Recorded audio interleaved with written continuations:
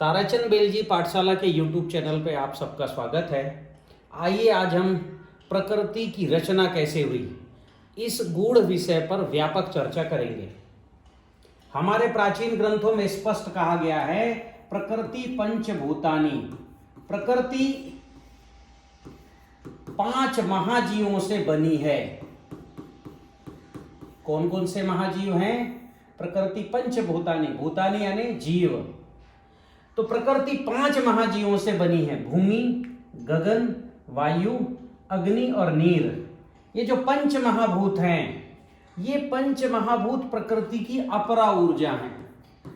अपरा ऊर्जा यानी भगवान कृष्ण ने कहा ये ऊर्जा जिसमें जितने अनुपात में है उतने अनुपात में ही रहना चाहिए आजीवन। जैसे मानव शरीर की रचना हम देखते हैं, ठीक है। तो मानव शरीर की रचना में भूमि, गगन, वायु, अग्नि और नीर, मतलब भूमि का भा, गगन का ग, वायु का व, अग्नि का अ और नीर का ना।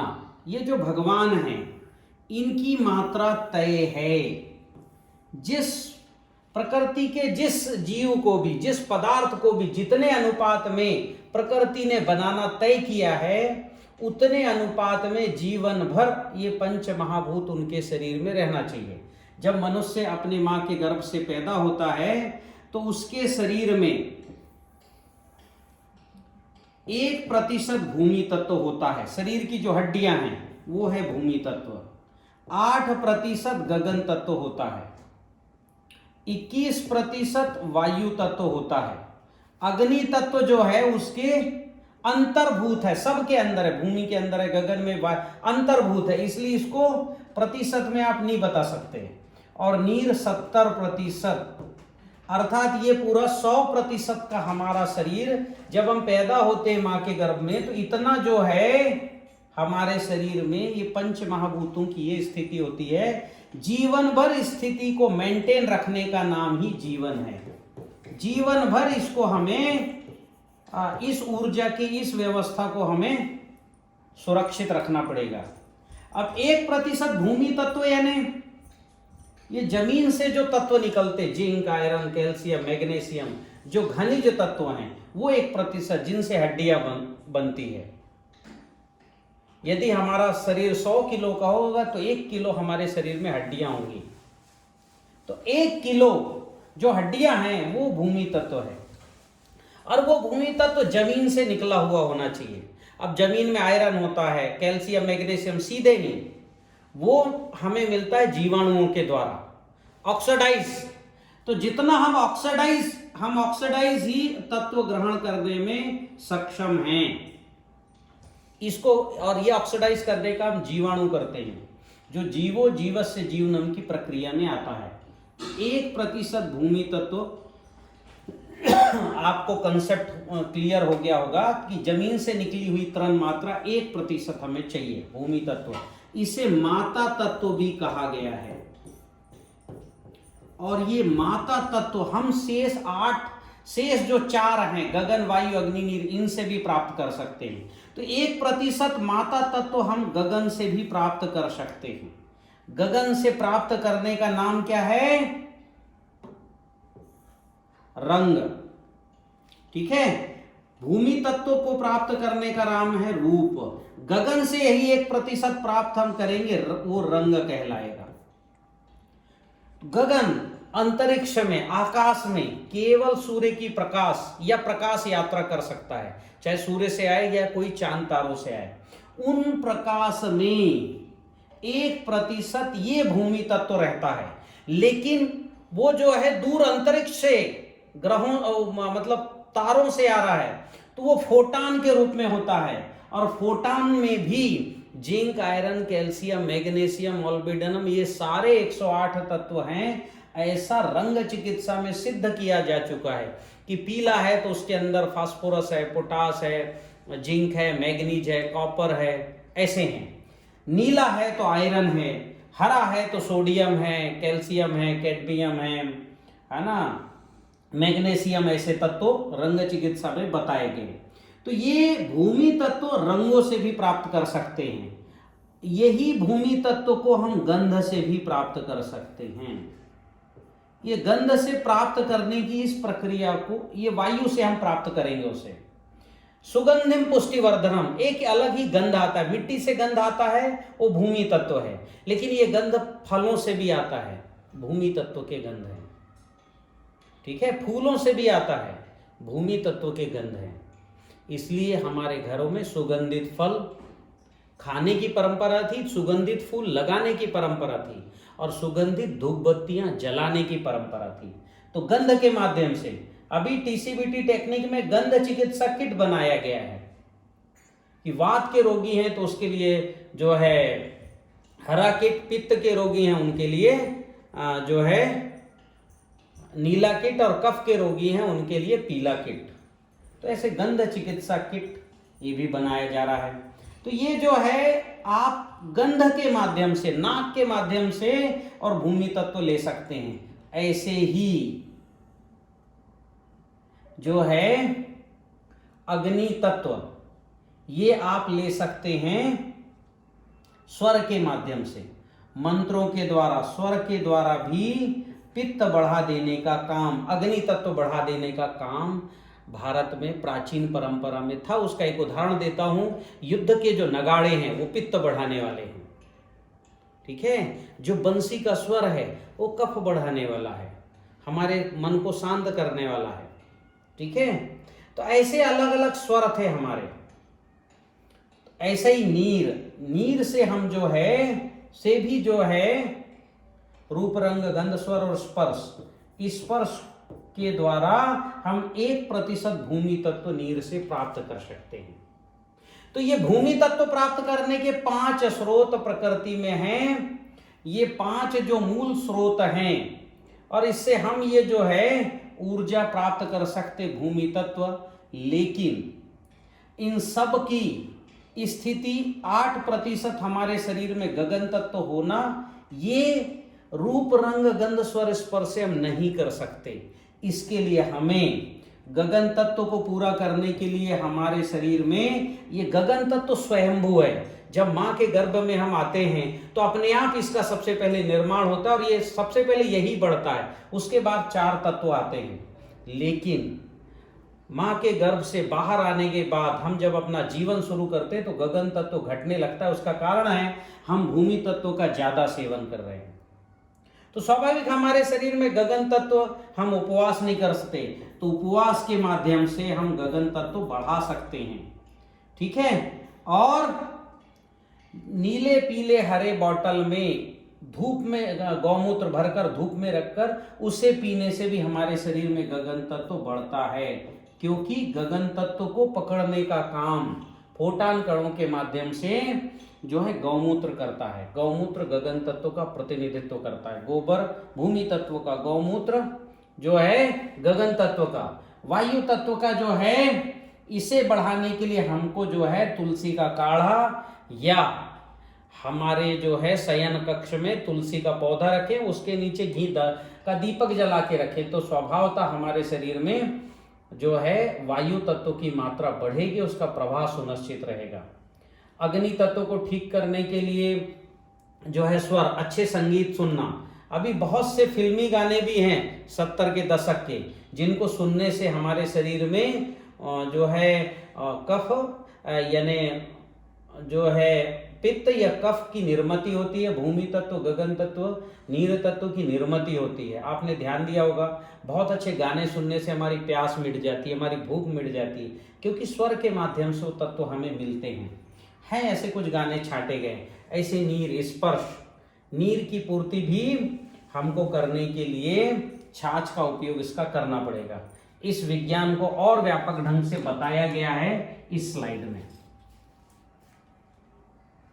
कि भूमि के अंदर जो रूप है, ये जो रूप है, इसकी पूर्ति करने के लिए हमें जो है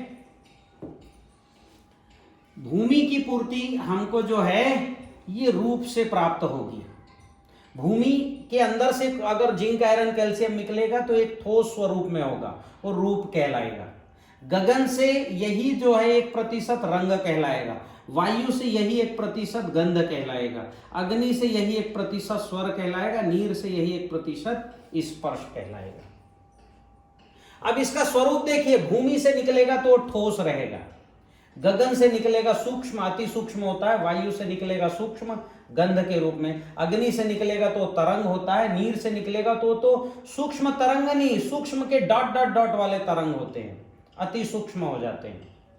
इसके भौतिक स्वरूप में गाय का गोबर में भूमि तत्व होता है, गौमूत्र में गगन, है ना, वायु में घी, घी से वायु तत्व। हम जब भी घी का हवन करते हैं, गोबर के जलते हुए कंडे में घी डालते हैं, तो ऑक्सीजन के साथ ethylene oxide, propylene oxide, beta प्राप्ति ऑक्साइड, फॉर्मेल्डिहाइड ऐसे गैस निकलते। ऐसे मेरे गुरुजी डॉक्टर रामाश्रय मिश्र जी कहा करते थे, जेनेटिक्स एंड प्लांट ब्रीडिंग के चीफ साइंटिस्ट, कानपुर कृषि विश्वविद्यालय, ये उनका शोध है, उनकी पुस्तक होमा फार्मिंग से आप ये देख भी सकते हैं। वैसे दही से अग्नि तत्व, छाछ से नीर तत्व की पूर्ति होती है, मैंने बताया। अभौतिक तरीका भी है, यह है भौतिक तरीका, जो गाय से हमें भौतिक चीजों से ये भूमि, गगन, वायु, अग्नि, नीर, पंच महाभूत प्राप्त हो सकते हैं। पर यज्ञ, दान, तप, कर्म और स्वाध्याय ये अभौतिक तरीका है। श्री जी महाराष्ट्र के प्रसिद्ध संत हुए, वो इस पर कहते थे कि यज्ञ करने से हमें भूमि तत्व प्राप्त होता है। आप देखिए, हम यज्ञ करते हैं और यज्ञ जो है उसका नाम है अग्निहोत्र, ठीक है। अग्निहोत्र जो है ये जो अग्निहोत्र है ये नित्य यज्ञ है, ठीक है। अग्निहोत्र नित्य है। और नैमित्त यज्ञ क्या है, किसी निमित्त, सोमयाग पंच महाभूतों को जो है शुद्ध सजीव करने के लिए किया जाता था। पुत्र कामेष्टि यज्ञ, अश्वमेध यज्ञ, तो ये होते थे किसी कामना से यज्ञ करना। और नित्य यज्ञ होता है अग्निहोत्र, जिससे पंच महाभूतों को भोजन मिलता है। दान यानी रिक्त, हमारे शरीर में को रिक्त करना, उपवास करना, भौतिक तरीका उपवास करना, ठीक है, इसमें उपवास लिख सकते हैं हम।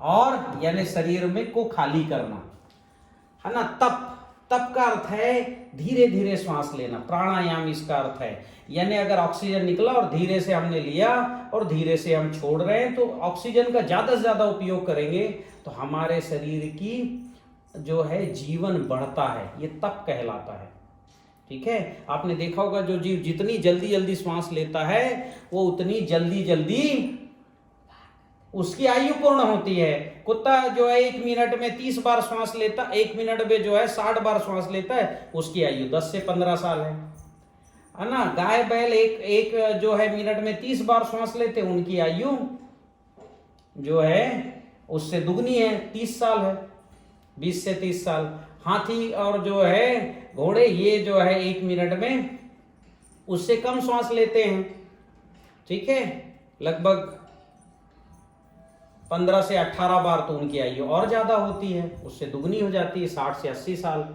मनुष्य 12 से 16 बार होना चाहिए, तो और बढ़ती 100 साल आयु। तो जितनी कम जो श्वास लेता है उसकी आयु उतनी ज्यादा बढ़ती, यही तप कहलाता है, ठीक है। यानी वायु का अधिकतम उपयोग करना, यह है तप, ठीक है। श्वास को कम से कम लेना, धीरे धीरे श्वास लेना, अधिकतम उपयोग करना, तप। फिर अग्नि का है कर्म, कर्म अगर हर जीव अपना कर्म करके अपने शरीर में अग्नि को मेंटेन रहता है। फिर नीर है स्वाध्याय, कि कहाँ किसकी पूर्ति करनी उसकी व्यवस्था। फिर इसकी प्रक्रिया यम नियम आहार विहार प्रत्याहार। यम मतलब क्या खाना, नियम मतलब कैसे खाना, यानी जीवाणु युक्त भोजन करना। यम मतलब हर जीव का भोजन तय है, नियम मतलब कैसे खाना, आहार मतलब पूर्ण आहार, पंच महाभूतों का आहार, विहार मतलब उसको पचाना, प्रत्याहार यानी हर अंगों को भोजन देना। फिर ध्यान, धारणा और समाधि। अभी यम नियम आहार विहार प्रत्याहार पूरा करते नहीं और सीधे ध्यान पे आ जाते हैं, ठीक है, धारणा और समाधि।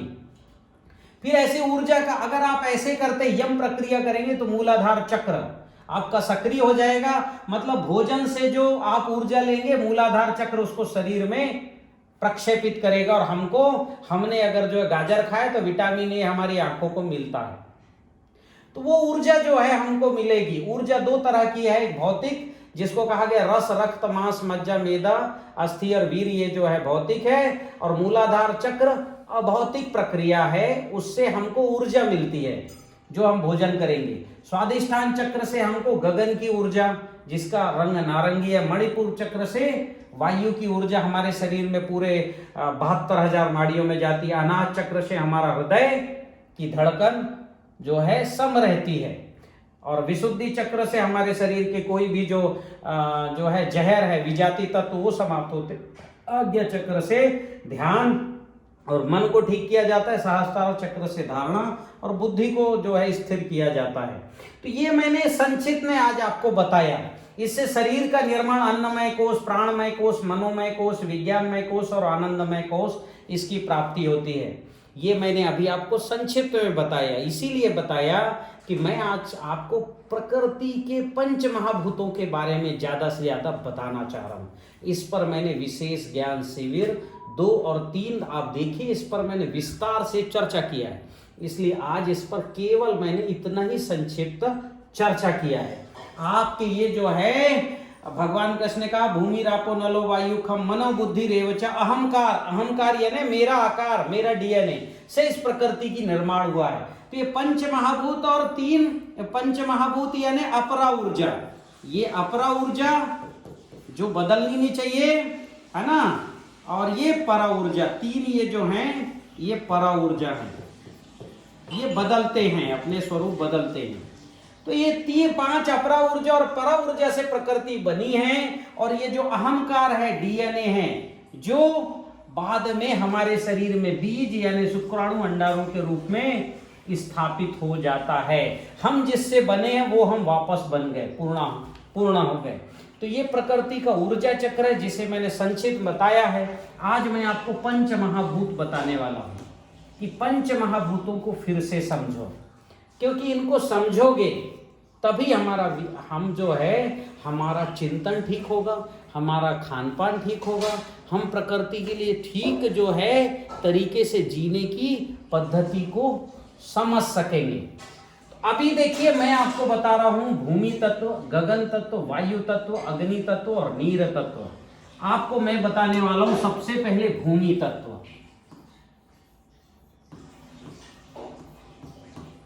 भूमि तत्व यानी हमारे शरीर में जो 1% जो है, हमारे शरीर में 1% जो माता तत्व है, जिससे हमारे जो है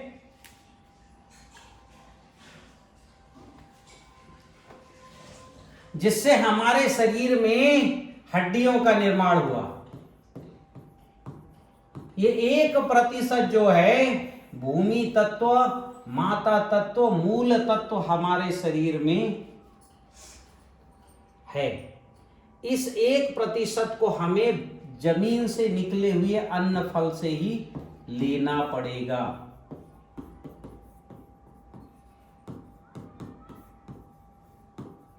जमीन से निकला हुआ हो, और हम जमीन से सीधे आयरन, जिंक, मैग्नीज को तो हम खा नहीं सकते, तो ये हमको फलों के माध्यम से मिलना चाहिए। फल, ठीक है, फलों से या अन्न से,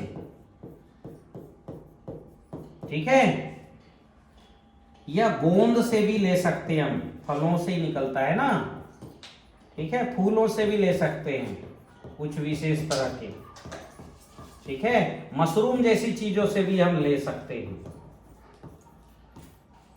तो ये हमको जो है जमीन से निकला हुआ हो, किसी जीवाणु ने हमें दिया हो। अब फलों से आए तो फलों को पकाने का भी जीवाणु करते हैं। अन्न भी जीवित अवस्था में भारत में कई तरह के जो है जीवाणु युक्त अन्न खाने का भारत में परंपरा रही है। तो ये 1% भूमि तत्व ये हमारे शरीर में होना चाहिए। अब जो है 1% के बाद अब हमारे जो है हमारे इसमें गगन तत्व,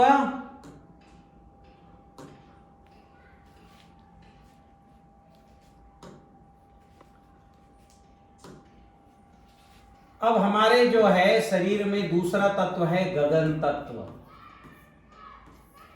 गगन तत्व हमारे शरीर में मनुष्य की ये जो शिराएं हैं, ठीक है, ये जो शिराएं होती है जो हृदय से निकलती हैं और पूरे शरीर में 72,000 शिराएं हैं। हमारे मस्तिष्क में भी हैं, ठीक है। कितनी शिराएं भाई? 72,000। यानी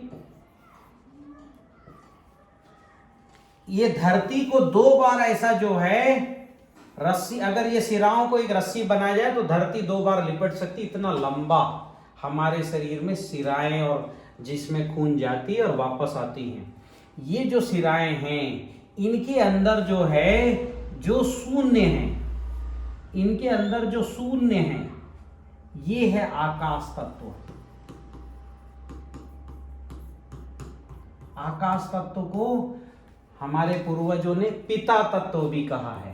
पिता तत्व कैसे कहा है भाई? पिता तत्व, धरती को माता और आकाश को पिता कहा है।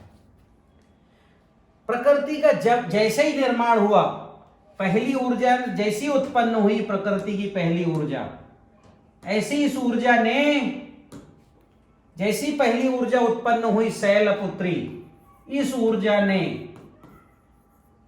कणों को बनाया और दूसरी ऊर्जा जो ब्रह्मचारिणी उत्पन्न हुई, इस ऊर्जा ने आकाश तत्व की निर्मिति की।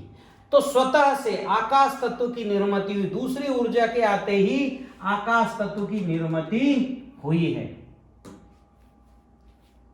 आकाश तत्व के अंदर ही सबसे पहले जो है ये महाकाल, ये मान लो बोर्ड पूरा आकाश तत्व है, तो पहला जो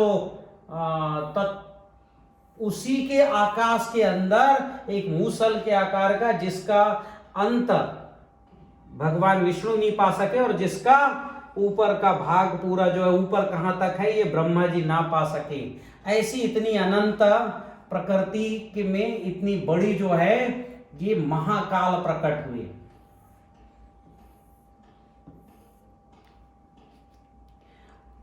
अब ये महाकाल की विराटता को कैसे समझेंगे? आधुनिक विज्ञान कहता है कि इस प्रकृति में 70% ब्लैक एनर्जी है, यानी ब्लैक एनर्जी यानी 70% महाकाली है। ब्लैक एनर्जी हमारे पूर्वजों ने इसे महाकाली कहा। 21% महाकाल है। महाकाल मतलब ये जो भाग आप देख रहे हैं, और 4% भाग जो है ये हमारा पूरा ब्रह्मांड है। जो आज दिखाई दे रहा है ना, वो सब कुछ 4% है। हम, तुम, चांद, तारे, धरती और धरती में जितने पेड़ पौधे सब 4% है। 4%, ये 4% को मैटर कहा और शेष 4% को एंटी मैटर कहा है। ये क्या है? मैटर है, आधुनिक विज्ञान पदार्थ है। और 4% जो है एंटी मैटर है, एंटी मैटर। और शेष 1% को आधुनिक विज्ञान जो है 70, 80, 90, ये 99 हुआ। शेष 1% को आधुनिक विज्ञान अभी भी अज्ञात मानता है, ये कोई और चीज है। ये आधुनिक विज्ञान की संकल्पना है, बस नाम उन्होंने जो है महाकाली को ब्लैक एनर्जी कहा, महाकाल को ब्लैक मैटर कहा, ठीक है। और 4% भाग को जो है ये भौतिक इसको माना, भौतिक जो दिखाई देती है उसको 4%, और जो दिखाई में एंटी मैटर है वो 4% और 1% अज्ञात तत्व है। तो 70% यानी महाकाली है। आप अंतरिक्ष में देखोगे तो चंद जो है छोटे छोटे दिखाई देते हैं, चमकते हुए सूर्य, वो हमारे सूर्य से लाखों गुने बड़े हैं। तो सोचो जो छोटे छोटे सूर्य हैं ऐसे चमकते हुए दिखाई दे रहे हैं जहां तहां पर हैं, ये देखिए ऐसे, ये हमारे सूर्य से बहुत बड़े हैं, ठीक है।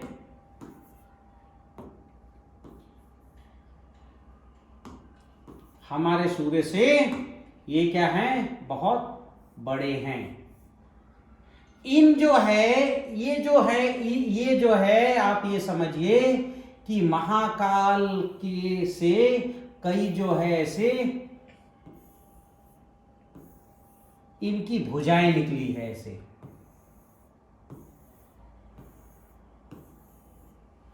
ये जो हैं ये महाकाल के ये जो भाग है ये है काल, ठीक है, ये है महाकाल। अब ये जो काल हैं इनको कहा गया समय, हमारे आधुनिक विज्ञान में इनको कहा जाता है समय, क्योंकि इसी जो है काल ब्लैक होल, इसको ब्लैक होल भी कहा है आधुनिक विज्ञान में, ब्लैक होल, इसी ब्लैक होल के किसी भाग में यहां पर हमारा सौर मंडल है यहां,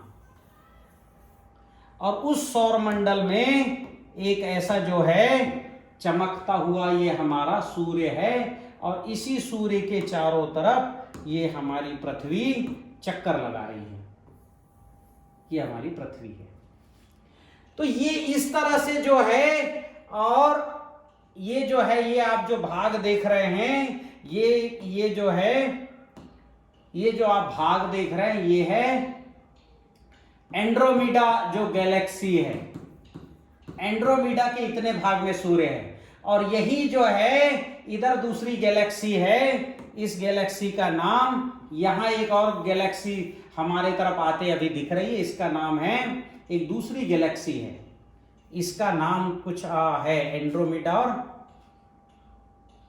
एक और जो है गैलेक्सी है जो पास में अभी आते दिखाई दे रही, जैसे किसी पेड़ की दो शाखाएं होती है ना, तो कभी कभी पास में आते दिखाई देती है, पर पास आके फिर वो दूर चली जाती हैं, तो ये दूसरी जो है आकाश गंगा है, ठीक है। तो ऐसे करोड़ों आकाश गंगाएं हैं इस पूरी इस काल से जुड़ी हुई, करोड़ों आकाश गंगाएं, हम इनको देख नहीं सकते, हम तो एक आकाश गंगा, दो या कुछ ही आकाश गंगा को देख पाए हैं। ऐसे ब्लैक होल के चारों तरफ ऐसी लाखों करोड़ों आकाश गंगाएं हैं, और सोचो ये आकाश गंगा मात्र 4% हैं, ये जो आकाश गंगा है कितनी है, 4% है, सिर्फ 4% एंटी मैटर की बनी हुई आकाश गंगाएं हैं, ठीक है। तो सोचो ये ब्रह्मांड कितना विशाल है, उसमें 21% हमारे महाकाल कितने विशाल होंगे।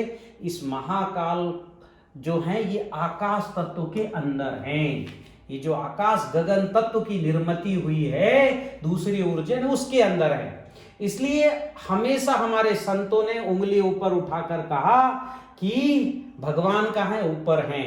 आकाश तत्व में जो काल और महाकाल स्थिर हैं, और जो सूक्ष्म कण हैं उन्हीं की ओर हमारे संतों ने, महंतों ने, है ना, और हमारे ऋषियों ने इशारा किया। तो ये आकाश तत्व क्या है, शून्य है, केवल 2 ऊर्जाओं से निर्मित। कद्दू जो होता है ना, कद्दू, उसके अंदर एक आवाज आती ठक्क से, वहां पर केवल 2 ऊर्जा होती, शैलपुत्री ब्रह्मचारिणी, इसलिए उसमें बीज बन पाता है। अगर उसमें हवा डाल दिया जाए तो कद्दू सड़ जाता है, ठीक है। इसलिए कद्दू को ब्रह्मांड के आकार में माना गया, ब्रह्मांड, कद्दू को ब्रह्मांड का जैसा कहा गया, या ब्रह्मांड को कद्दू जैसा कहा गया। तो आकाश तत्व बहुत महत्वपूर्ण तत्व है मित्रों, ये 8% हमारे शरीर में होना चाहिए, खेत में भी होना चाहिए, ठीक है। खेत की मिट्टी में भी आकाश 8%, यानी भूमि में भी 8% आकाश तत्व होना चाहिए, ठीक है। वायु में भी 8% आकाश तत्व होना चाहिए, अग्नि में भी आकाश तत्व होना चाहिए, नीर में भी, पंच महाभूत में, सब में 8% होना चाहिए, है ना। तब जाके हमारे शरीर में इसकी पूर्ति होती है, तब वो जो आकाश जो है 8% आकाश तत्व होगा तो सब उसमें सब मैटर जा सकता है। ये तत्व बहुत महत्वपूर्ण है, इसलिए इसको पिता तत्व कहा गया है। मैंने पहले ही आपको बताया कि इसको पिता तत्व कहा गया है। तो ऐसे जो है खेती में आकाश तत्व की पूर्ति कैसी करनी चाहिए, तो इसके लिए हमने सरल उपाय बताया। मनुष्य को तो उपवास करना है, ठीक है। अच्छा, उपवास, आकाश तत्व की कमी होगी खेती में, हम में तो खेती में कमी होगी तो क्या होगा, ठीक से जड़ नहीं जाएगा, ठीक है, पानी सोखने की क्षमता नहीं रहेगी, मिट्टी में कॉम्पैक्टनेस अलग से दिखेगा, पौधों में ग्रोथ नहीं आएगी। हमारे अंदर आकाश तत्व की कमी होगी तो महिला गर्भ धारण नहीं कर सकती, गर्भ धारण करेगा तो गर्भ ठहर नहीं सकता है। इसलिए महिलाओं को उपवास करना, 16 सोमवार का उपवास करना इसलिए अनिवार्य किया गया था भारतीय परंपरा में। ये मैं याद दिला देता हूं आपको। क्यों? गर्भ धारण के लिए हमारे शरीर में आकाश तत्व की मात्रा 8% से थोड़ी और बढ़ानी पड़ती है, क्योंकि एक नवजात शिशु माता के शरीर में जगह लेना चाहता है, इसलिए वो जो है इसकी मात्रा को बढ़ाने के लिए व्रत की बात कही गई थी। ठीक है, तो आकाश तत्व इसलिए महत्वपूर्ण है। और गगन तत्व सबसे ज्यादा ठोस है। अभी देखिए, पंच महाभूत में गगन तत्व सबसे ज्यादा ठोस है। इसकी परिकल्पना अभी सामान्यतः नहीं होती है। ये पंच महाभूतों में सामान्य देखेंगे तो भूमि ज्यादा ठोस दिखाई देगी, पर भूमि में हम पानी डालते हैं तो उसके अंदर चला जाता है, इसका मतलब भूमि ठोस नहीं है। अब ये चार जो है, गगन, वायु, अग्नि, नीर, इसमें अब नीर हमको ठोस दिखता है, पर ये जो है एक बाल्टी में यदि पानी भरा हो और उस पे अगर उल्टा ग्लास डाला जाए तो ये ग्लास पानी, इसके अंदर जो है पानी नहीं भरेगा ग्लास के अंदर। क्यों? इसके अंदर हवा है, मतलब हवा ज्यादा ठोस है, क्योंकि नहीं होता तो पानी भरता। अब जो है ये भी नहीं है, अब ये आया कि ये ज्यादा ठोस है, पर ये जो है आकाश के बाहर नहीं जाता। कितना ही हवा तूफान आंधी आए, कितना ही हवा तूफान चले, चक्रवात आए, वायु आकाश के बाहर नहीं जा सकता है। कौन? वायु तत्व। इसका मतलब इससे सिद्ध हुआ कि गगन तत्व ज्यादा सघन है, ठोस है। ये तो मैंने दिया एक उदाहरण। दूसरा और एक उदाहरण है। अब कोई भी उल्का पिंड जब गिरता है तो आपने देखा होगा कि उसमें आग लग जाती है और गिरते गिरते वो छोटा होते जाता है और यहां आके पूरी तरह से भस्म हो जाता है, क्योंकि ये जो है ये सबसे ठोस जो है चीज से बना है। कौन? आकाश। इसलिए इसमें घर्षण से उल्का पिंड जल के नष्ट हो जाता है। अब ये सबसे सूक्ष्म कण से बना, इसको कैसे सिद्ध करोगे? तो मैं आपको एक और उदाहरण बताता हूं। तीसरा उदाहरण क्या है कि एक आप ड्रम ले, इस ड्रम में अगर बड़े पत्थर डालते हैं और फिर इसमें पानी भरते हैं तो इसमें 40 से 50 लीटर पानी आएगा 200 लीटर ड्रम में। लेकिन अगर छोटे पत्थर करते हैं और छोटे पत्थर करते हैं तो इसमें 20 से 30 लीटर आएगा, और छोटे रेत के कण बराबर करते हैं तो इसमें फिर भी जो है 15 से 20 लीटर आएगा। सीमेंट के बराबर जो है कण से अगर इसको हम भरते हैं, छोटे कण से भर दें पूरा, तो इसमें जो है 8 से 10 लीटर फिर भी आएगा। इसका मतलब कण का पार्टिकल साइज जैसे छोटा होते जाएगा इसका घनत्व तो बढ़ता जाएगा, इसके अंदर कुछ नहीं आएगा। तो आकाश तत्व तो मात्र 2 ऊर्जाओं के कण से बना है, शैलपुत्री और ब्रह्मचारिणी। 2 ही ऊर्जा से जो है के कणों से आकाश तत्व बना है, इसलिए आकाश तत्व सबसे ज्यादा ठोस है। तो जो सबसे ज्यादा ठोस है वही स्थिर रहता है। और इसीलिए आप देखें कि सौर मंडल में कितने ग्रह हैं। हमारे सौर मंडल जैसे कितने सौर मंडल, ये ब्लैक होल का चक्कर लगा रहे हैं पूरी आकाशगंगा इधर उधर नहीं हो, या आकाशगंगा के केंद्र का चक्कर हमारा सौर मंडल लगा रहा है, या सूर्य का चक्कर हमारी धरती लगा रही है 10,000 किलोमीटर पर घंटे की स्पीड से, और खुद में भी घूम रही है जो है 1600 किलोमीटर पर घंटे के, खुद में भी ऐसे ऐसे घूम रही है और ऐसे भी चक्कर लगा रही है, उसका विचलन नहीं हुआ। अगर ये सूर्य है और यहां अगर चंद्रमा, यहां अगर धरती चक्कर लगा रही है तो इसकी स्पीड के कारण आगे पीछे होना चाहिए, नहीं। अगर आज का सूर्योदय अगर जो है हमारा 6:32 था तो 1000 साल पहले भी जबलपुर के इस मेरे घर का सूर्योदय 6:32 ही होगा। तो इसमें विचलन नहीं, ये आकाश तत्व को। फिर आकाश तत्व क्या है, एक और विशेषता है, इस ठोस के साथ साथ वो किसी के भी वजन को शून्य कर देती है। और वजन को शून्य करने का बड़ा जो है बहुत ही शानदार गणित है आकाश तत्व की, वो समझिए। कि अभी कोई भी जो ग्रह है, सूर्य जो है उसके चारों तरफ चक्कर लगा रहे छोटे छोटे ग्रह। ये हो गया बुध, हो गया है ना, जो है शुक्र है, ये धरती है, मान लो ये हरी भरी धरती है ना। फिर जो है मंगल उत्तई है, फिर उसके बाद बृहस्पति बड़ी है, फिर जो है वलय के आकार का ऐसा जो है शनि है, फिर ऐसे ग्रह हैं। अब ये जो ग्रह हैं इनका जो है, इन ग्रहों का जो व्यास है, ये व्यास जितना भी व्यास होगा, मान लो हमने एक x माना तो इसमें 108 का घात लगता है। इतनी दूरी व्यास से इनकी दूरी, जितना व्यास है उससे दूरी 108 की है। अब शायद 108 का जो गणित है ये इनके वजन को शून्य कैसे करता है, देखिए आप मुझे इसको जो है इसको इस से समझिए कि सूर्य से और जो है दूसरे ग्रह के बीच में जो आकाश तत्व है, जहां शून्य है वहां जो है ग्रेविटेशनल फोर्स 0 हो जाता है। धरती का गुरुत्वाकर्षण, सूर्य का गुरुत्व, या धरती और चंद्रमा का गुरुत्वाकर्षण जहां समाप्त होता है वहां शून्य, हमारा वजन वहां शून्य हो जाता है। इसलिए थोड़ा सा भी धक्का लगता है तो हमारे ग्रह उपग्रह बहुत दूर तक जाते हैं, क्योंकि वहां ग्रेविटेशनल फोर्स शून्य है। मतलब सूर्य के लिए इन सब ग्रहों का वजन शून्य है। ये काम जो है आकाश तत्व करता है, और इसलिए मैं कहता हूं कि यदि आप उपवास करते तो आपका वजन घटता है। वो भोजन नहीं करने से वजन नहीं घटता, आपका जो है आकाश तत्व बढ़ने से वजन घट रहा है।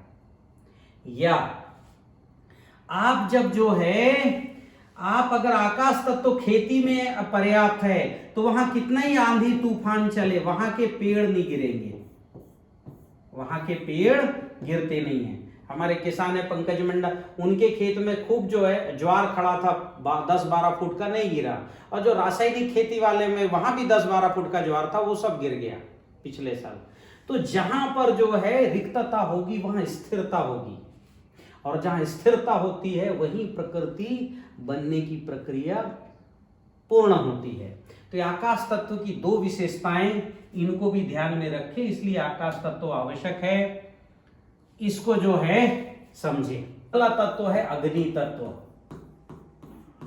अग्नि तत्व, अग्नि तत्व क्या है भाई?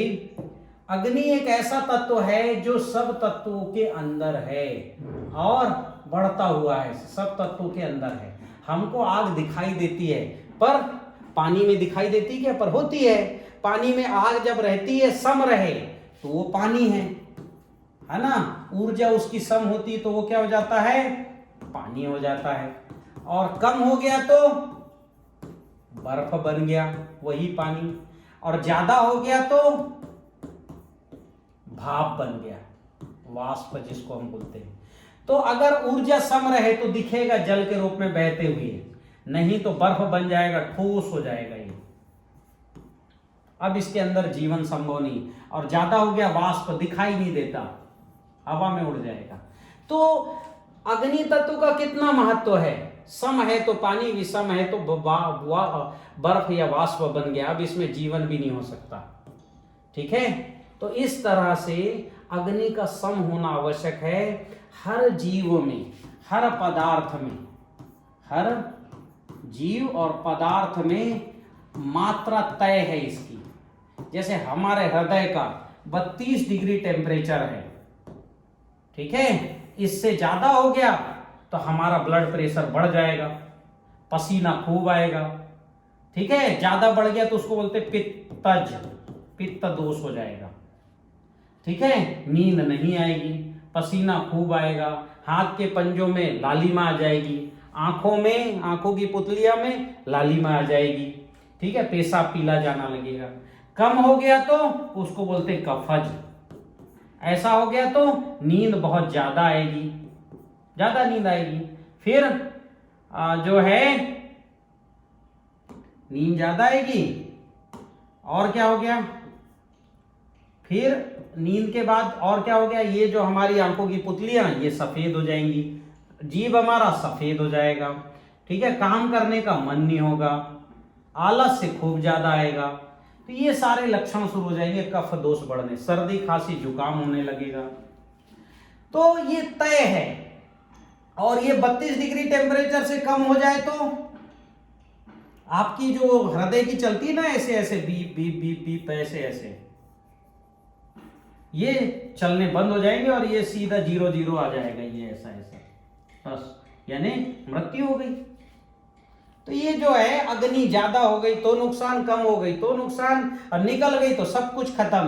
तो इस तरह से अग्नि तत्व का महत्व है, ये सबके अंदर होता है और निश्चित मात्रा में होता है, इसी को अपरा ऊर्जा कहा। और ये अपरा ऊर्जा बनाने में अग्नि तत्व का ज्यादा योगदान है, ठीक है। अपरा ऊर्जा, क्योंकि जैसी अग्नि ज्यादा हुई ऊर्जा परिवर्तित होनी शुरू हो जाएगी, ठीक है। पानी की ऊर्जा जो है ज्यादा हो गई तो भाप बननी शुरू हो जाएगी, ऊर्जा जाएगी, या कम हो गई तो बर्फ बननी, उसकी जीवन रेखा ही बदल जाएगी।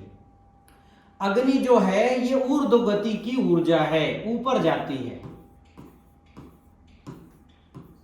ऊपर जाती है, ठीक है। अग्नि ऊपर की ओर बढ़ती है, ऊर्ध्व गति की ऊर्जा है। इसलिए किसी भी पदार्थ को तोड़ने का काम, पदार्थ को तोड़ने का काम ये जो है अग्नि तत्व ही करती है। इसीलिए अग्निहोत्र में हम घी और चावल डाल करके और सप्त ऊर्जाओं को प्रकट करते हैं। आपने हमारे अग्निहोत्र में देखा होगा 7 रंग निकलते हैं, या तो 7 रंग सूर्य से निकलते हैं या तो अग्निहोत्र से निकलते हैं, ठीक है।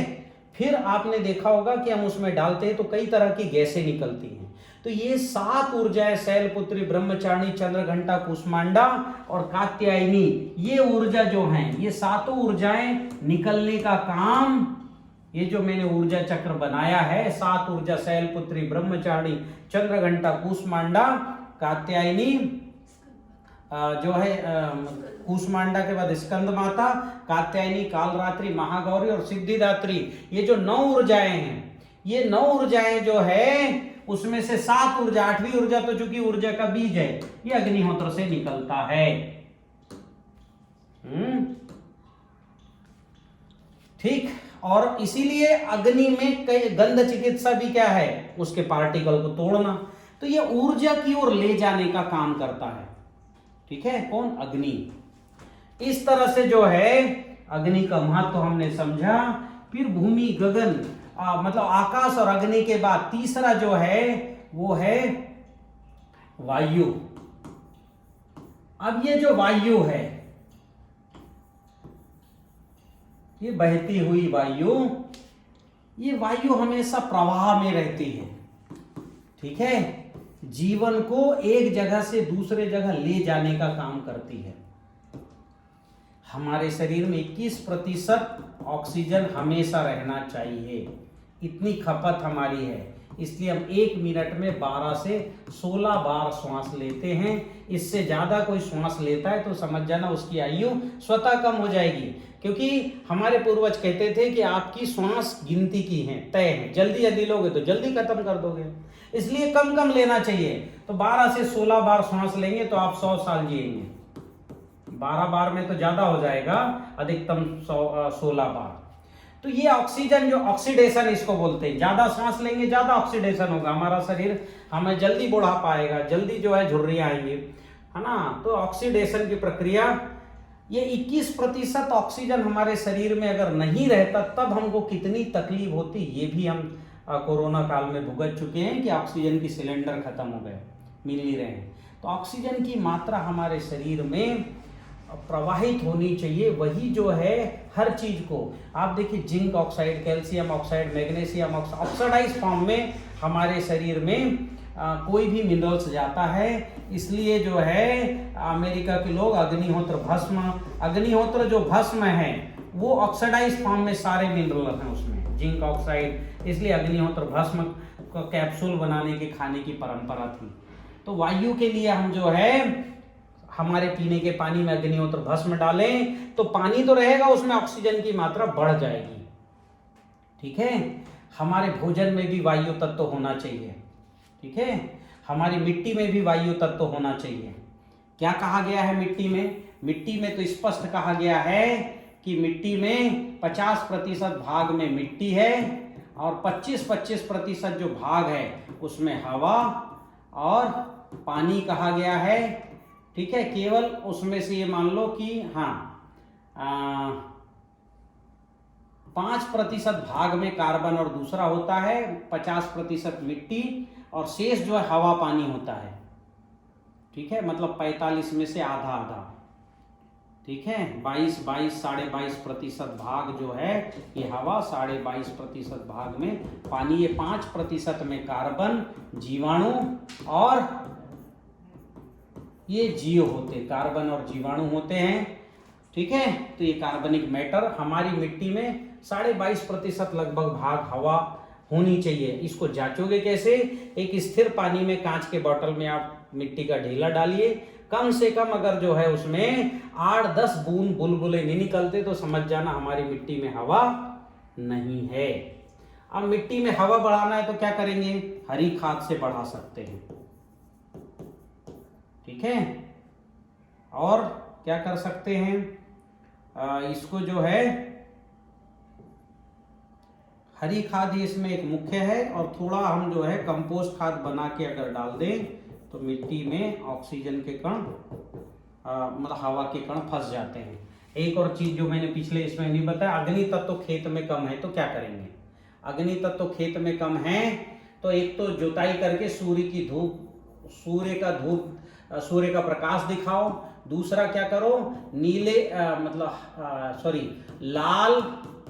लाल पीले बोतल में गौमूत्र भरो और धूप में रखो। एक हफ्ता, 2 हफ्ता, 1 महीना, 2 महीना, 3 महीने। 3 महीने रखेंगे तो केवल 3-4 बोतल जो है नीले पीले हरे, एक बोतल का गौमूत्र सिंचाई पानी मिलके अगर खेत में डाल दिए तो अग्नि तत्व बढ़ जाएगा खेत का, है ना। 3 महीने की बजाय 1 महीना रखोगे तो 9 बोतल डालिए, 2 महीना रखोगे तो 6 बोतल डाल के लाल और पीले बोतल में गौमूत्र भर के और जो है रख के आप खेत में डालेंगे तो अग्नि तत्व बढ़ जाएगा। ठीक है, लाल मिट्टी भी खेत में डालते हैं तो भी अग्नि तत्व बढ़ जाएगा। आधा से 1 टन अगर आप खेत में डालते हो तो अग्नि तत्व बढ़ जाएगा। वापस हम आते हैं वायु तत्व पर, कि वायु तत्व की पूर्ति का हरी खाद और कंपोस्ट खाद 2 मुख्य उपाय हैं। एक और उपाय है जो अभी अभी जो है प्रचलन में आ रहा है। खेत जब फटता है तो आप देखेंगे खेत में ऐसे दरारें पड़ जाती है। ये मान लो मिट्टी है तो ऐसी दरारें पड़ जाती, इसमें देखा होगा आपने, खेत में ऐसे दरारें हो जाती है। तो उन दरारों में भूसा भर दो, अच्छा ठीक है, बारीक भूसा भर दो, फिर जुताई कर दो, नीचे भूसा रहेगा तो उसमें वायु तत्व फंसा रहता है जो धीरे धीरे करके ऊपर उठता है। इससे भी कुछ लोगों को लाभ हुआ है। ठीक है, ये वायु तत्व हो गया। अब क्या करना है? वायु के बाद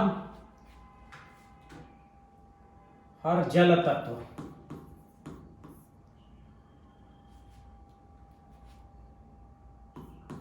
जल तत्व जो है अधोगति की ऊर्जा का नाम। अधोगति इसकी जो होती अधो होती है, नीचे की ओर जो ऊर्जा आ रही है उस ऊर्जा से जल तत्व की निर्मित हुई है। जल तत्व के जो है मासारू इमोटो एक वैज्ञानिक है जापान ने, उन्होंने जल तत्व के जो सूक्ष्म कण हैं उसकी जो है बड़ी सुंदर कृतियां ऐसी बनाई हैं कि बड़ी सुंदर कृति उसकी बनती है जैसे कोई रंगोली बनी हो। ठीक है,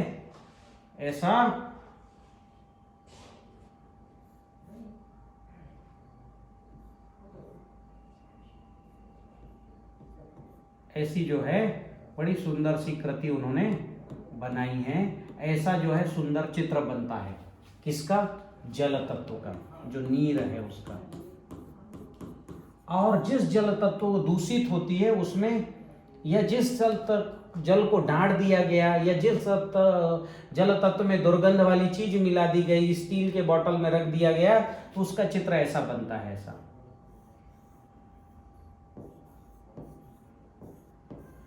ऐसा करके बनता है, ऐसा टेढ़ा मेढ़ा हो जाता है। ठीक है, ऐसे जो है ऐसे बन जाता है चित्र, ऐसे बन जाता है। तो जो जल तत्व का जो है जितना सुंदर जो है ऐसा रहेगा, वो हमारे शरीर के लिए उतना टिकता है। अगर जल तत्वों से माता गंगा को प्रार्थना किया जाए, हे गंगा माँ, यह जल मेरे शरीर के पोषण के लिए है, कृपया आप अपनी शक्ति प्रदान करें, हे ईश्वर इस कार्य में मेरी मदद करें। ये जो टीसीबीटी पद्धति की प्रार्थना है, ये प्रार्थना अगर दोहराया जाए तो क्या होता है कि उसका काम ऐसा ही हो जाता है, सेम। ठीक है, इसलिए नदियों को पवित्र और शुद्ध रखने की बात कही गई। जल ही जीवन देता है, जल ही जीवन है या जल ही जीवन देता है। ये वाक्य आपने कई जगह सुना होगा, क्योंकि जो ऊर्जा है ये स्वच्छंद है, सब तरफ उड़ती है। इसको पकड़ करके और माइटोकॉन्ड्रिया, हमारे शरीर में जो टिश्यूज होते हैं ना, ऊतक, ये ऊतक ऐसे होते हैं, ऐसे ऊतक होते हैं, और यहां जो है ऐसे ये रखे होते, इनमें जो है, इनसे ये माइटोकॉन्ड्रिया तक या ये ऊर्जा को निकालने की, यहां से ऊर्जा निकलता है, ये टिश्यू से यहां तक ऊर्जा को पहुंचाना, इसका काम जल ही करती है। और पहुंचाने के बाद उसको जीवन शक्ति में जो है स्थापित करने का काम, जीवनी शक्ति में बदलने का काम जल करती है। इसलिए जल की पूर्णता को प्रत्याहार कहा गया। प्रत्येक अंगों को आहार देने में केवल जल संभव है, इसलिए जल ही जीवन देता है, ऐसा हमारे पूर्वजों ने कहा। और ये जल शुद्ध रहे इसके लिए हम जल से प्रार्थना करना है ना। फिर और क्या है, जल में अग्निहोत्र भस्म डालना, और जल में क्या बोलते हैं, अग्निहोत्र भस्म के अलावा सोने चांदी और तांबे के सिक्के,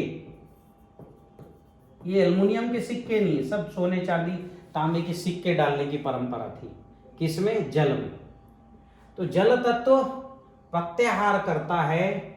जल तत्व की जो सूक्ष्म इकाई है, पेड़ों में जो कैपिलरी एक्शन है, ये जैसे पेड़ जो होते हैं, पेड़ में जो कैपिलरी एक्शन है, यहां से जो है जल जो है उसकी, यहां से जल को उठा के और धीरे धीरे करके ऊपर लेके जल आता है। ये कैपिलरी एक्शन जो है ये प्रत्याहार है। ठीक है, और प्रत्याहार में ऊर्जा ऐसे कण कण में छोटे छोटे टुकड़ों में विभक्त होकर के और पत्ते को मिलती है। इसलिए थोड़ा सा भी पानी लेता है पौधा और ऊपर अपने जो है तने में पर्याप्त पत्ते और फूल खिला देता है। तो जल तत्व का बहुत महत्व है। जल तत्व की जो पूर्णता की मैं बात कर रहा हूं कि ये प्रत्याहार करता है, प्रत्येक अंगों को आहार देता है। ये प्रत्याहार की स्थिति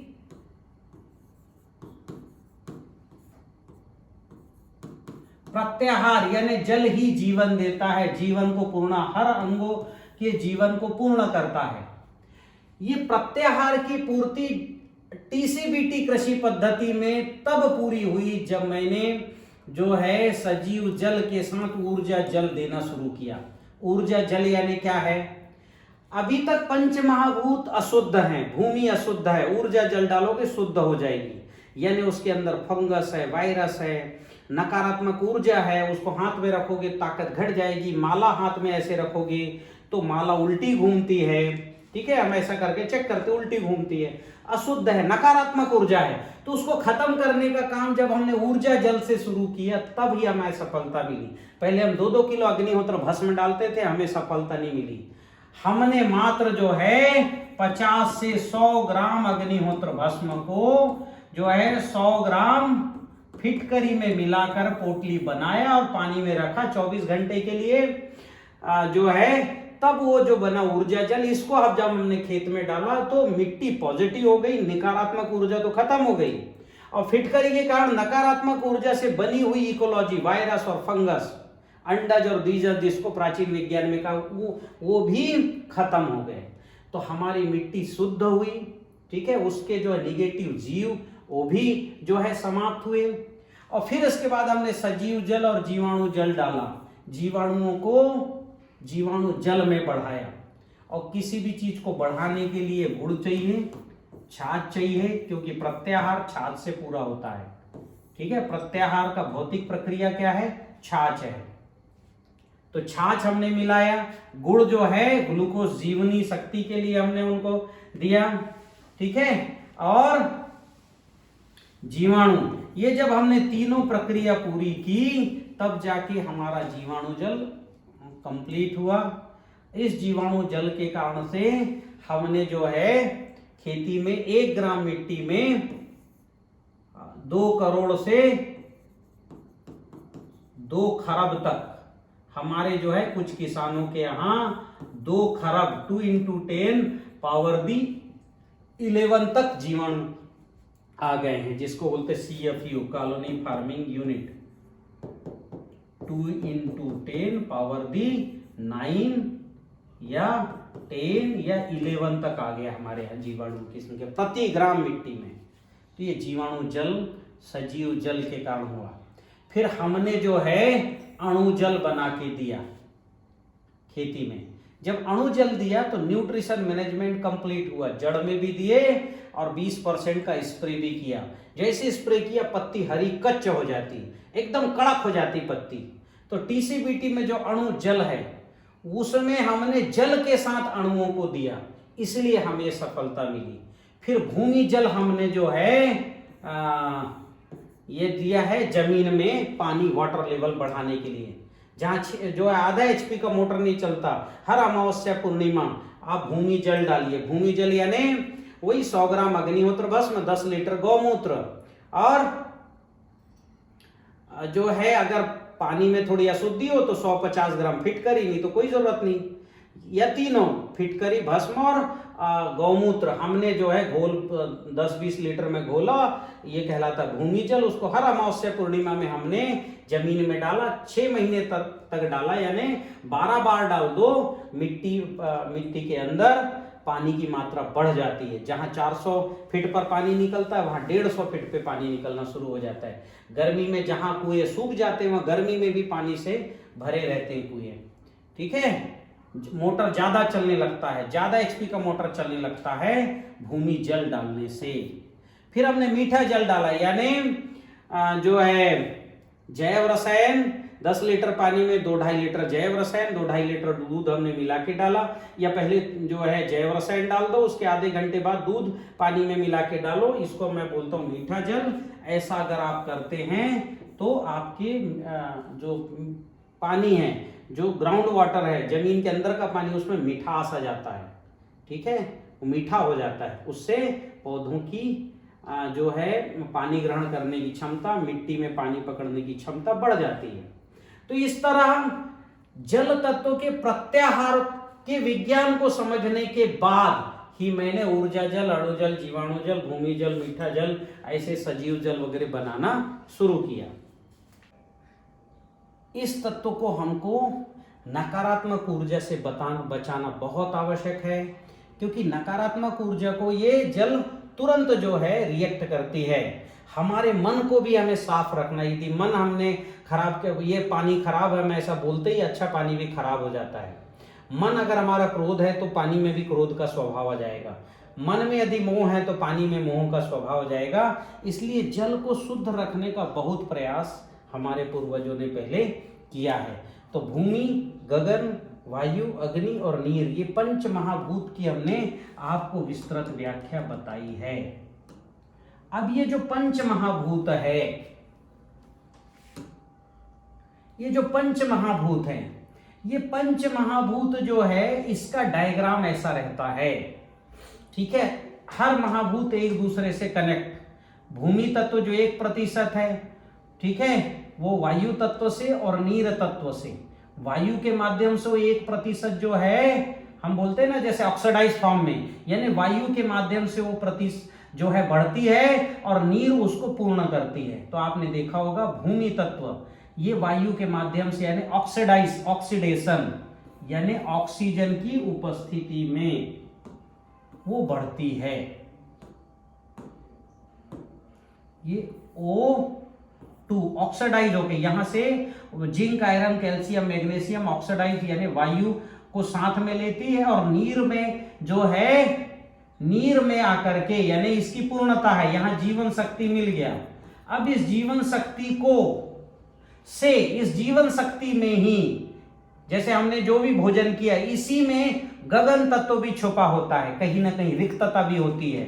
फिर हमारा अगला चक्र जो है स्वाधिष्ठान चक्र सक्रिय होकर के और गगन तत्व को हमारे शरीर में स्थापित करता है और गगन तत्व स्थापित होते ही हमारे शरीर में अग्नि तत्व की पूर्णता जो 32 डिग्री टेम्परेचर हृदय की वो आ जाती है और इसकी पूर्णता होते ही वापस हमारा भूमि तत्व सेटल होने लगता है हमारे शरीर में। तो यहां से शुरू होता है और यही आकर के समाप्त होता है भूमि। ऐसे ही सभी तत्वों में 108 तत्व हैं। भूमि में भी 108 माता तत्व है, गगन में भी 108 माता तत्व है, वायु में भी 108 माता तत्व है, अग्नि में भी 108 माता तत्व है, नीर में भी 108 माता तत्व है। भूमि के जो 108 तत्व हैं ये कहलाते रूप, ठीक है। गगन के 108 तत्व रंग या शब्द, शब्द यानी केवल धरती के अंदर जहां वायुमंडल है वहां तक शब्द की यात्रा करेगा, उस वायुमंडल के बाद रंग यात्रा करेगा गगन का, ठीक है। फिर वायु जो है 108 तत्व, इसके रूप रंग, ये गंध, फिर ये स्वर और फिर ये स्पर्श। इस रूप में 108 तत्वों को हम कहीं से भी ले सकते हैं। भूमि अगर कोई भोजन नहीं करता तो आपने देखा होगा एक गुजरात के बंधु थे, वो भोजन नहीं किए जीवन भर, वो केवल धूप से लिए यानी सूर्य प्रकाश, रंग से ही वो जिंक आयरन कैल्शियम मैग्नीशियम लिए, उन्होंने तो पानी भी नहीं पिया, तो रंग से ही वो सारा यहीं से यात्रा उन्होंने शुरू किया। रंग से वो तत्व लिए, अग्नि को दिए, अग्नि के बाद भूमि लिए, भूमि से वायु, वायु से नीर, इसकी उन्होंने पूर्ति कर ली। इस तरह से ये जो है आप ये भूमि तत्व किसी भी से ले सकते हैं, किसी भी से ले सकते हैं भूमि तत्व, ठीक है। लेकिन ये रिक्तता और जो है प्रभाव और अग्नि आपको मेंटेन रखना पड़ेगा, ठीक है। तो ये कैसे करेंगे, ये इसके लिए हमको एक छोटा सा और एक डायग्राम है, इसको विशेष करके आप समझिए। जो प्रकृति का ऊर्जा चक्र है इसको समझना पड़ेगा। ये ऊर्जा चक्र मैंने विशेष ज्ञान शिविर जो है मेरे YouTube चैनल में है, शिविर भोपाल में हुआ, जबलपुर में हुआ था, इसका जो है भाग 1 और 2 आप देख लें, सॉरी 1, 2, 3 देख लें। फिर जो है एक और है जो इसको हम ऊर्जा को अभी जो है पंच महाभूत को समझ रहे, पंच महाभूतों को ऊर्जा ने बनाया है। ये आप देखे होंगे पंच महाभूत मैंने यहाँ दर्शाया आपको कि ये जो है ये है भूमि, ये गगन, ये वायु, ये अग्नि और ये नीर, ठीक है। ये जो भगवान है, ये जो भगवान है इसकी निर्मिति ऊर्जा ने की।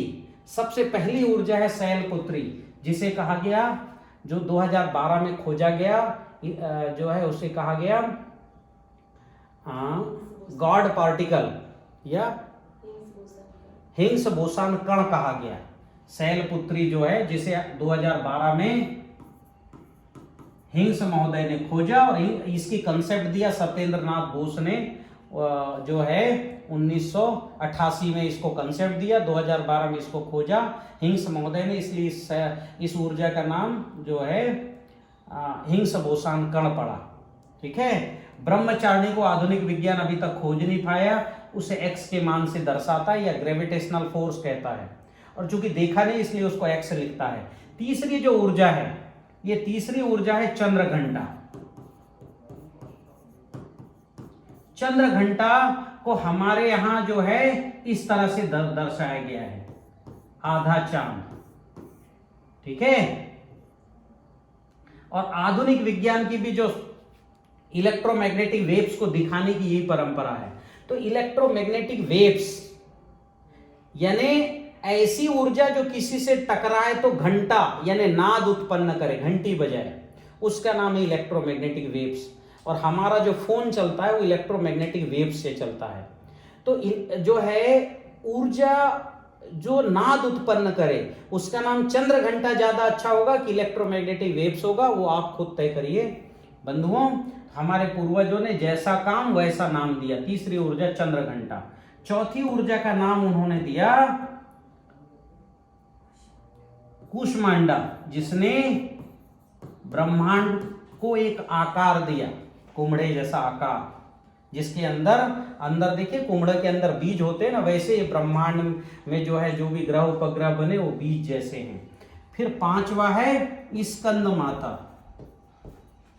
ये देखो पांचवी ऊर्जा को स्पष्ट माता कहा, ठीक है, स्कंद माता।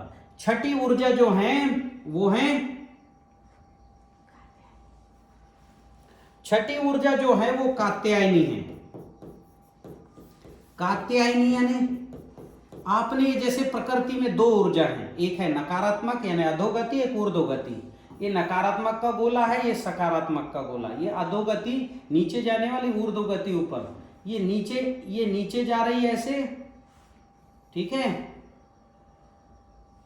और नीचे जा रही है। और जैसे आपने खाट गूंदा होगा ना, दो गुंडरे चलते हैं, एक नीचे नीचे जाती है और एक ऊपर ऊपर जाती है, ठीक है। और इस तरह से प्रकृति में ये जो है इस तरह से खाट गूंज जाता है।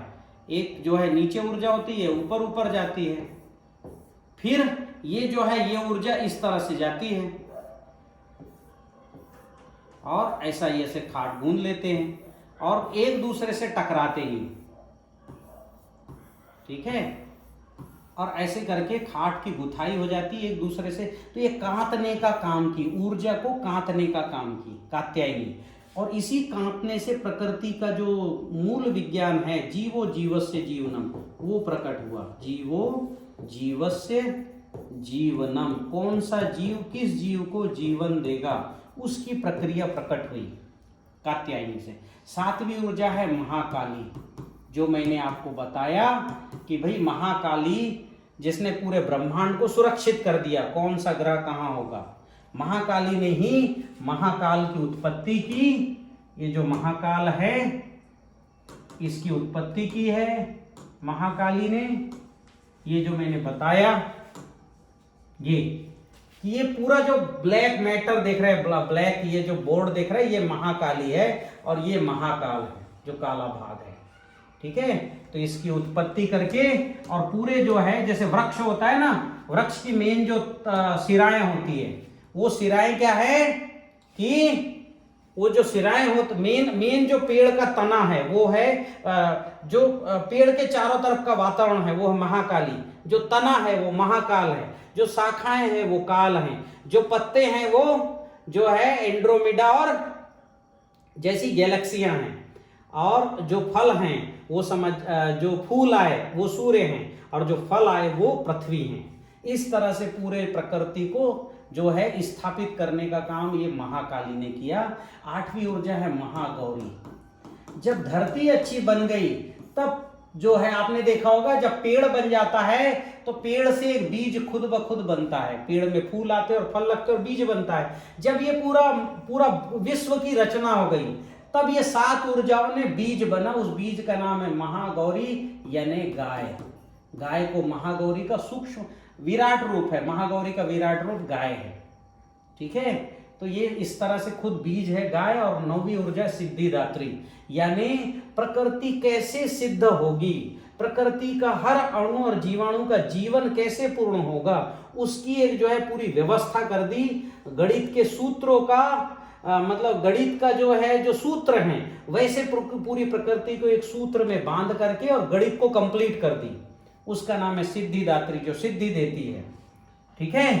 तो और ये सिद्धि पूर्ण होते ही 9वीं निधि, अष्ट सिद्धि 9 निधि, यानी 9वीं जो है ये ऊर्जा एक प्रकार की निधि है। जो समुद्र मंथन हुआ देवता और दानवों के बीच में, वो 9वीं ऊर्जा की सिद्धियां ही थी।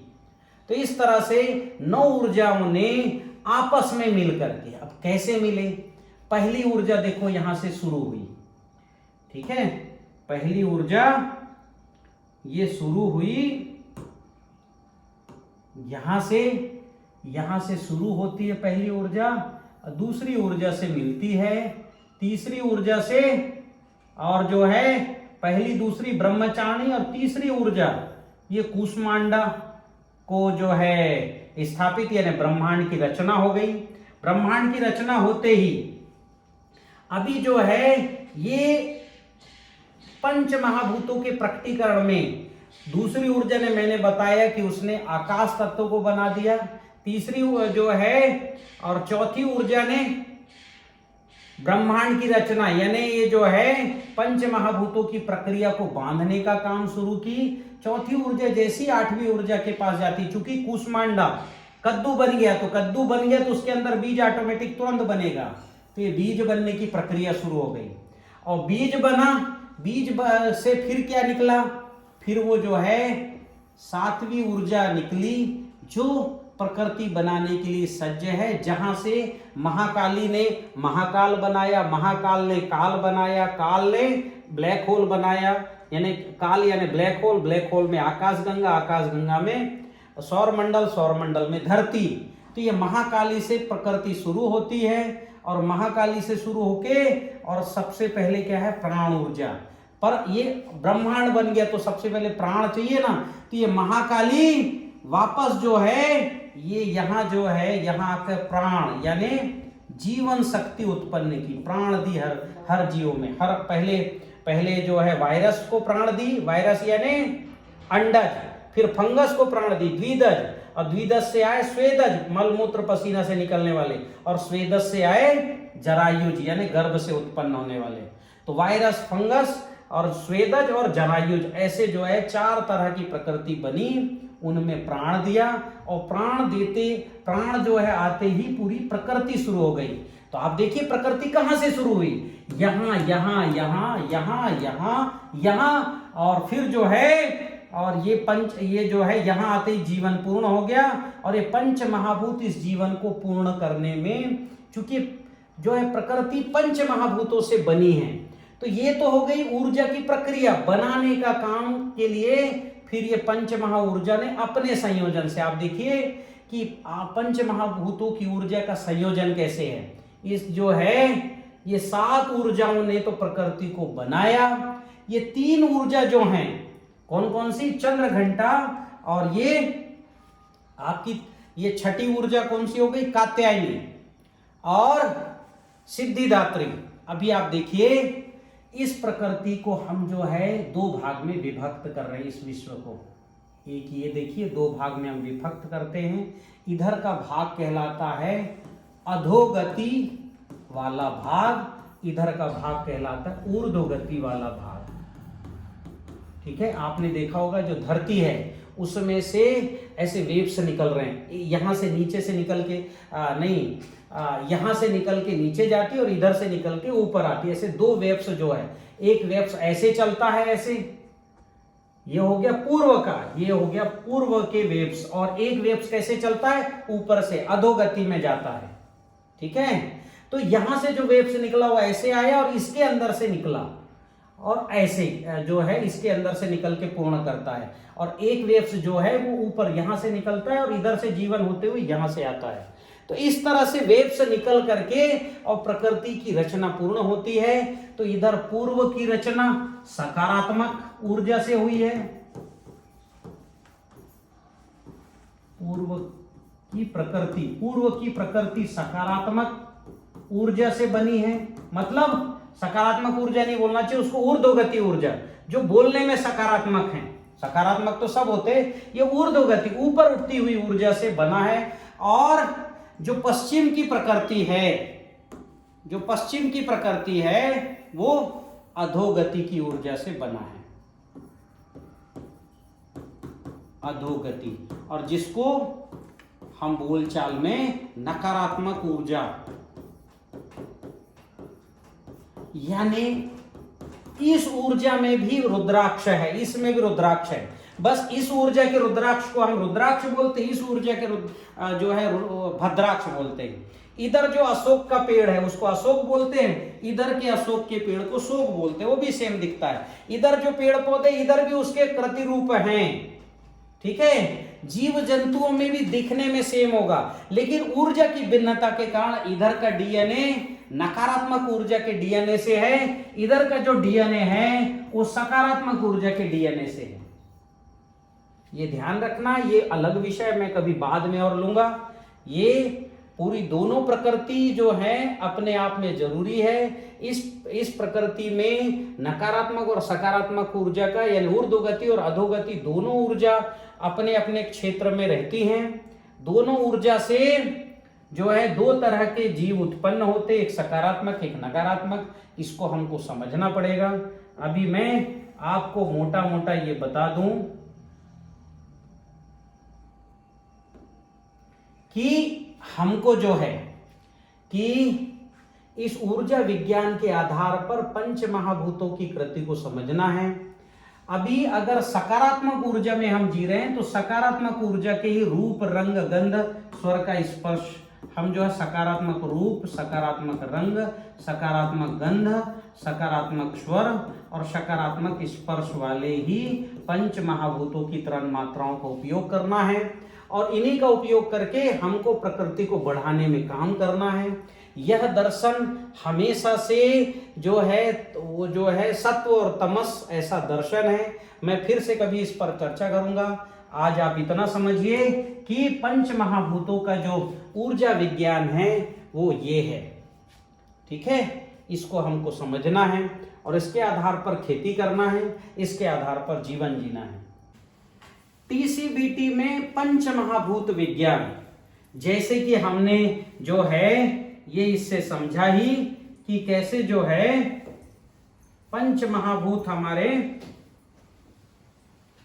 जीवन में हमारे जो है इस प्रकृति में योगदान देते हैं। ये जो पंच महाभूत हैं यानी भूमि, गगन, वायु, अग्नि और नीर, ये पांचों का मैं बताता हूं कि भूमि तत्व की पूर्ति जो है टीसीबीटी कृषि में कैसे होती है। तो भूमि तत्व की पूर्ति का पहला सोर्स तो मैंने बताया अणुजल, ठीक है। दूसरा सोर्स है जो है मिट्टी। कौन सी मिट्टी? लाल, पीली, सफेद, एक एक टन हम डालते हैं।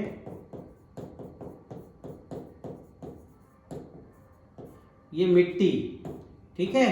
तीसरा जो है भस्म रसायन,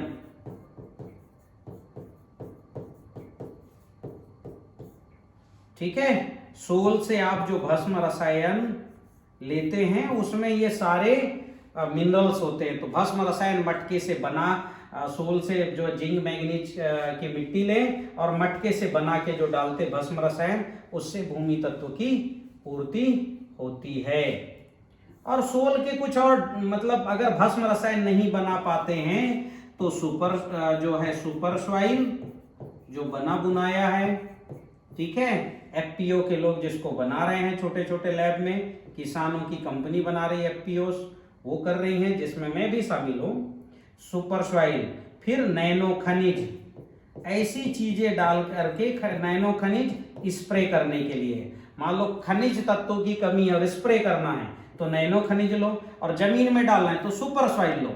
यदि भस्म रसायन नहीं बना सकते तो इस तरह से भूमि तत्व की पूर्ति टीसीबीटी कृषि पद्धति में होता है। अभी जो है गगन तत्व की पूर्ति टीसीबीटी कृषि पद्धति में, तो नीली पीली जो है नीली पीली हरी और सफेद बोतल में जो है आप गौमूत्र भरिए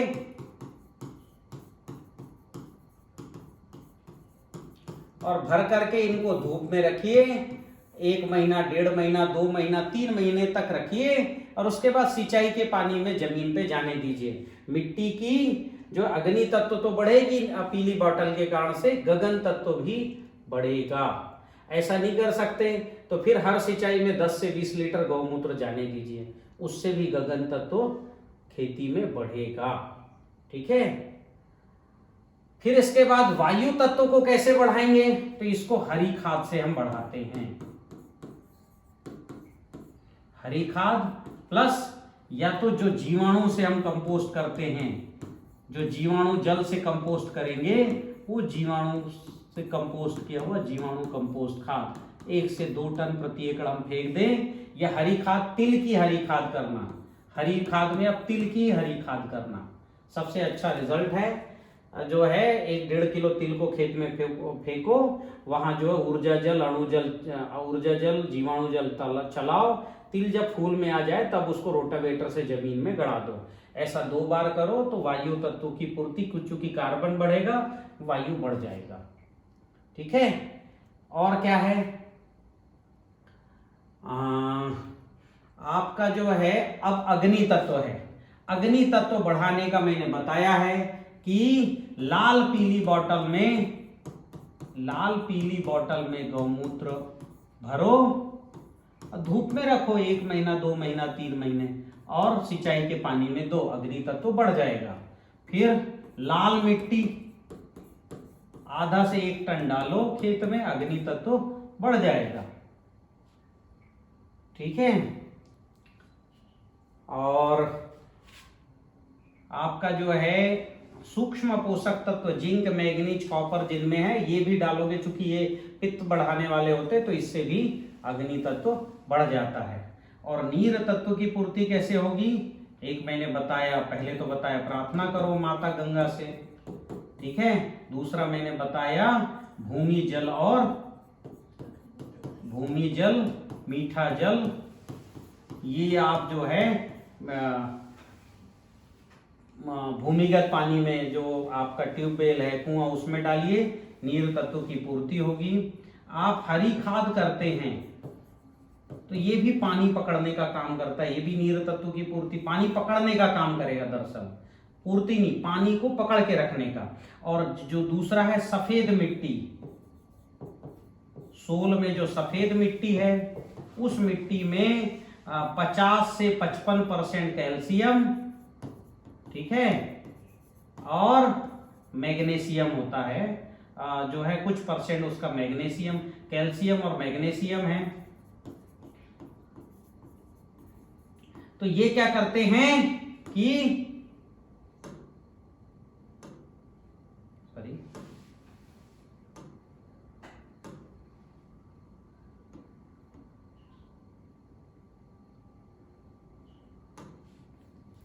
कैल्शियम और मैग्नीशियम ये बढ़ा देते हैं।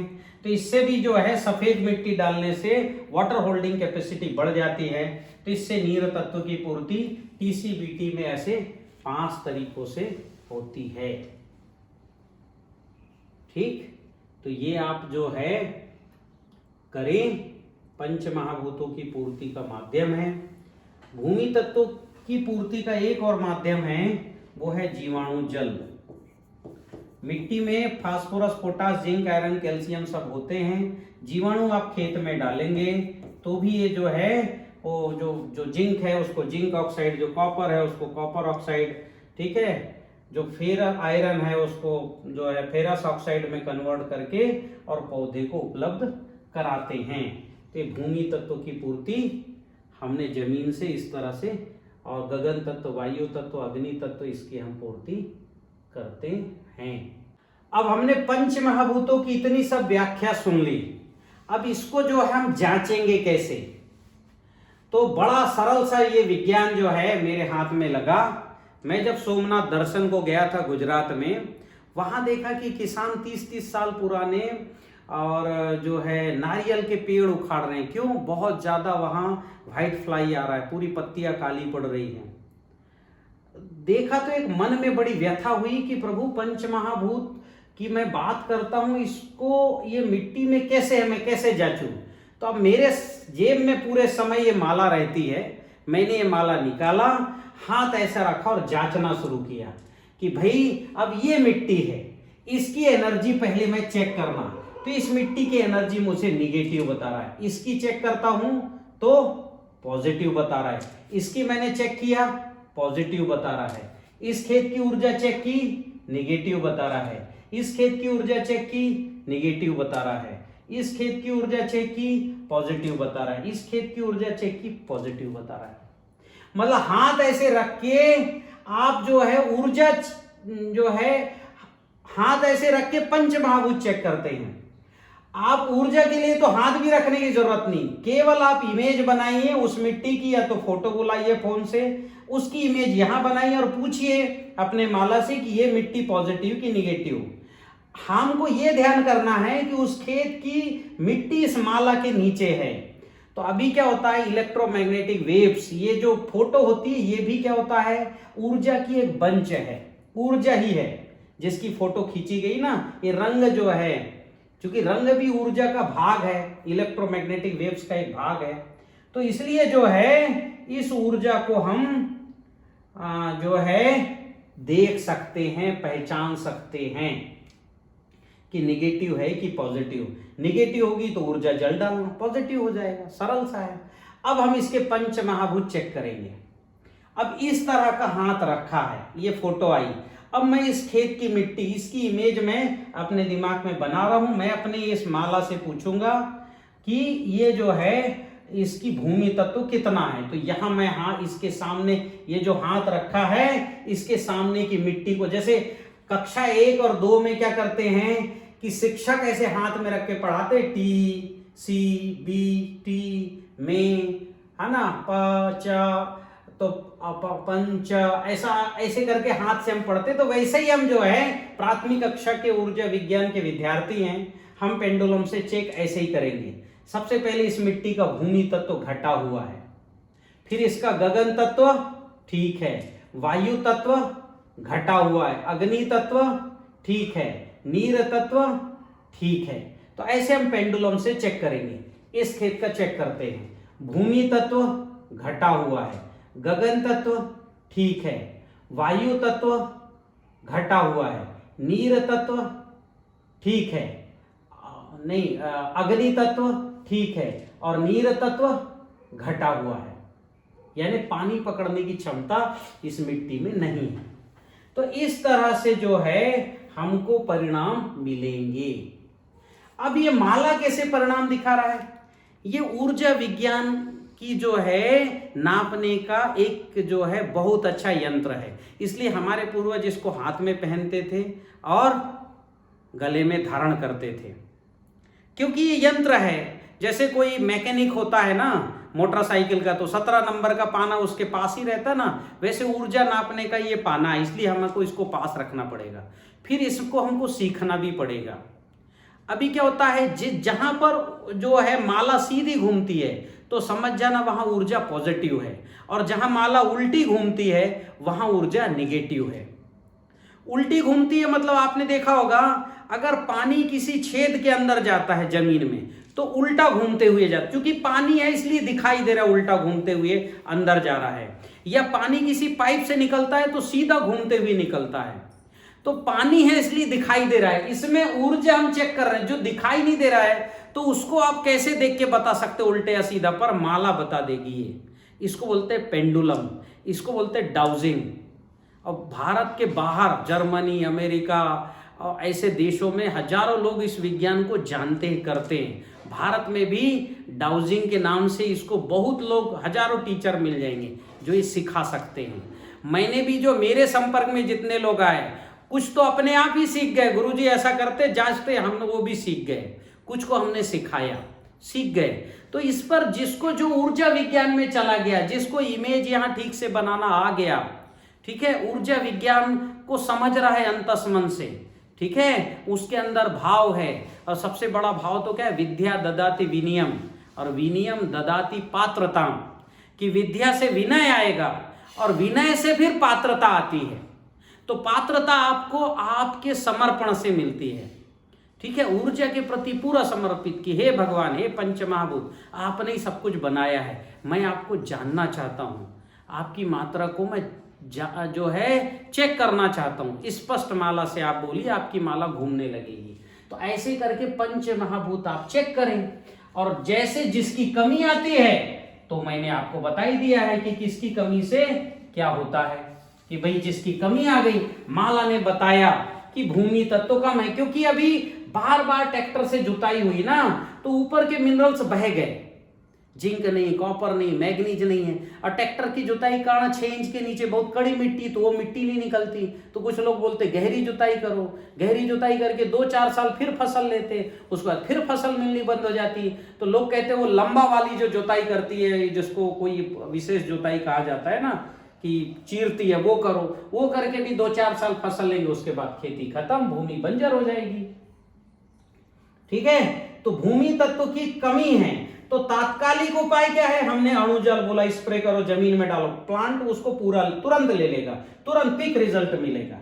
लेकिन भस्म रसायन डालोगे तो 15-20 दिन बाद रिजल्ट मिलेगा। सुपर सॉइल डालोगे तो 5-7 दिन बाद रिजल्ट मिलेगा। नैनो खनिज का स्प्रे करोगे तुरंत रिजल्ट मिलेगा। अणुजल का स्प्रे करोगे तुरंत रिजल्ट मिलेगा। जीवाणु जल डाल के भूमि तत्व लेना चाहोगे तो 2.5-3 महीने बाद रिजल्ट मिलेंगे, क्योंकि जीवाणु जाएंगे, कॉलोनी बनाएंगे, फिर उसको वो मिनरल्स को जमीन से निकाल के ऑक्सीडाइज करके पौधे को देंगे।